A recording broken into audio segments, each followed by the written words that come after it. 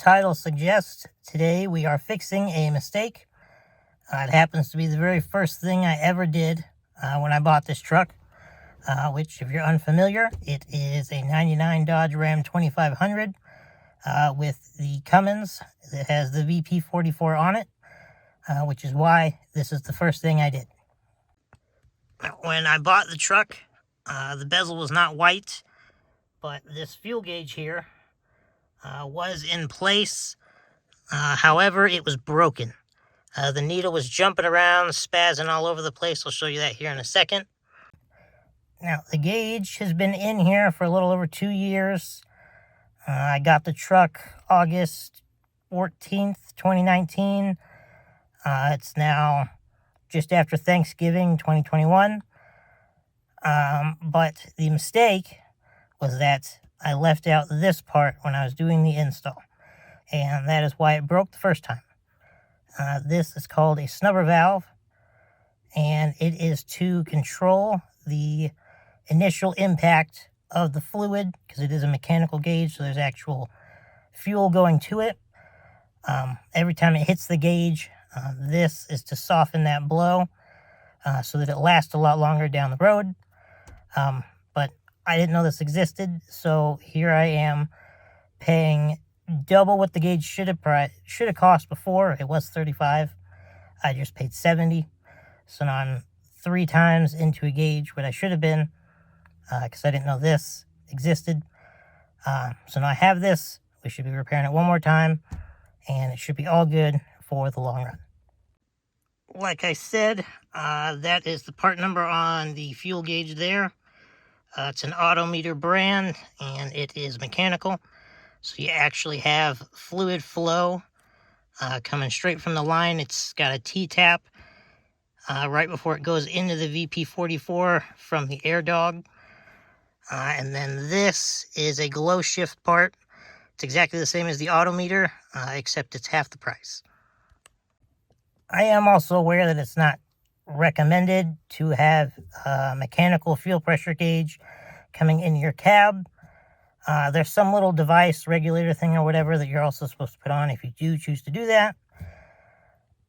Obviously, I'm choosing to ignore that. It came like this. I've been multiple years, 0 leaks. As long as you get it tightened up and bottomed out nicely, then it should be all good. I'll go ahead and get it fired up. I gotta move it to the other side of the driveway, and you'll see what I'm talking about.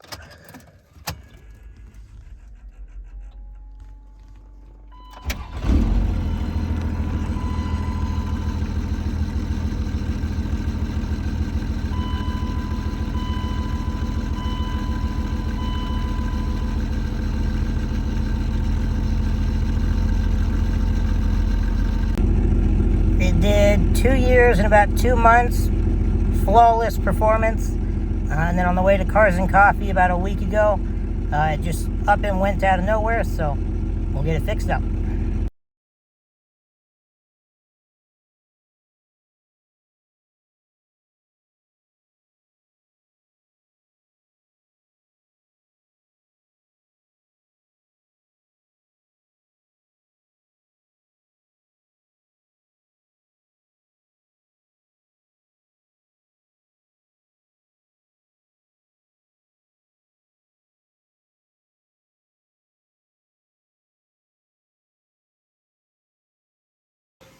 So this snubber valve will not actually fit this gauge. So now I get to put it all back together, go through the lovely return process of that, find another one, and then here sometime in another week, I'll get to come back and do it all over again. So I don't forget in the week and a half it takes to swap this out. I had mentioned earlier, this is a Glow Shift brand snubber valve, and that is an Autometer gauge like all my others. However, this part is a 1/8 NPT, just as well as that gauge is. It's pretty universally used across the board, so it doesn't make any sense that even being a Glow Shift wouldn't fit that, just because it's an Autometer. So lesson learned, I guess. I will go ahead and swap it for an Autometer, even though it should fit. the parts showed up, and I totally forgot I was even filming this video. So we are now 11 months in the future, and I have some slightly unfortunate long-term news to share with you. I didn't rewatch all the footage, but I believe I left off with I needed some fittings or either a different snubber in order to put it on there.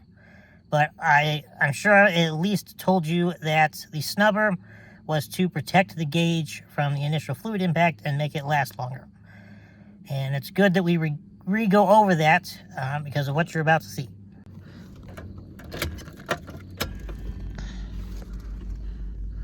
All good there. Still all good. Give it just a second here.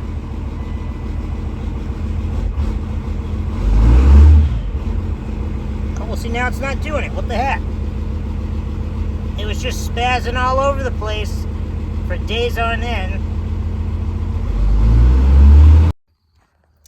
I guess I have to drive around the block to get it to act up. Give me just a moment. Even after driving, it's still not doing what it was doing in the cold last night. You can kind of see it here.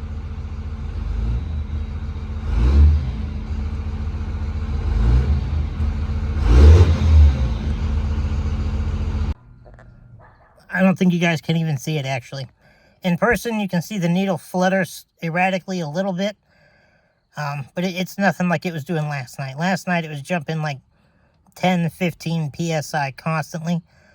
And it was just rattling real loud and all sorts of bad stuff. I haven't had one come back and act as good as this one is acting. So, I guess I'm going to wait a day or two, see how it does, and if it acts up again, I will get it on camera and replace from there. I don't think that the cold, temperature could have done it. Seems odd, but I guess maybe, because yesterday it was like 50 degrees at best.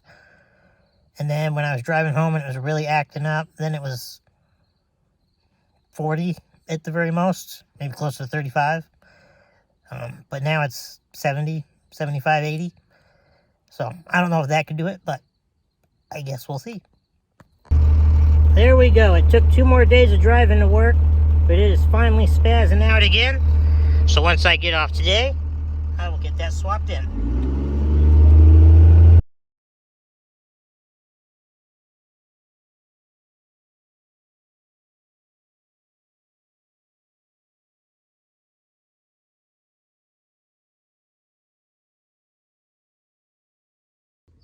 The third and maybe the charm fuel gauge is now in. We got it all nice and secured in the back. Tightened down with some fresh thread tape. The Teflon stuff. And then the light is plugged in.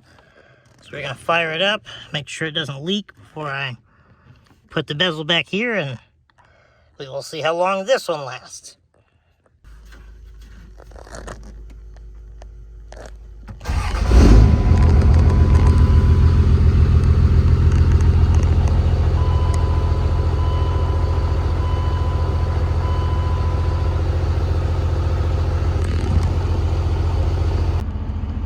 Our new gauge is installed and working. It does read like 2 psi lower than this gauge that was in there before, which is a little odd, but it is holding steady. So now all that's left to do is wait some more and see what this third gauge does and whether or not you actually need to worry about a snubber, because according to my current results, no big deal. Save yourself the time and money. But maybe that gauge was just no good and it died prematurely. So we will see how this one does. Drop a like, a comment, and don't forget to subscribe. Thanks for stopping into this video, and until next one. One more bit to add because something else happened. Again. I just had to pull the pillar back here so I could pull the trans gauge out a little bit and replace the red LED light bulb behind it, because it started to flicker and go out again, which means that the boost or the oil gauge is right behind it. One of those will go bad. The EGT gauge, that's a white LED with a red face, It's the only one that comes with an LED, the rest are swapped. And I just did that one last time. So the spare from that package just ended up in that gauge. So now I get to do that one or that one next. And having to swap those lights out about once a year. There's 4 of those, and then the gauge. It's just a nuisance at this point. So I'm going to be shopping around for a full replacement for all the gauges. That way when I run into a problem again, I can just take it all out and put in something better. Originally, there was a video a ways back where I pieced together all of these gauges and whatnot from what a previous owner attempted to do. And all the Autometer stuff got good reviews, but a couple years later, and it's not really panning out so well. But they're not terrible either. The gauges have saved the VP44 right off the bat, which is good and pays for themselves. So if we have to go ahead and find an upgrade just to make them a little bit nicer these days, then oh well. Another video to come.